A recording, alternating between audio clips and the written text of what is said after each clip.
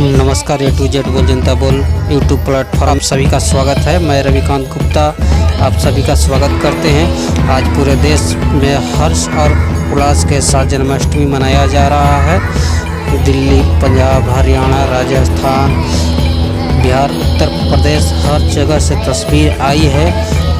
जन्माष्टमी का त्यौहार मनाया जा रहा है। आइए देखते हैं कितनी श्रद्धा और भक्ति से जन्माष्टमी का त्यौहार मनाई जा रही है। धन्यवाद।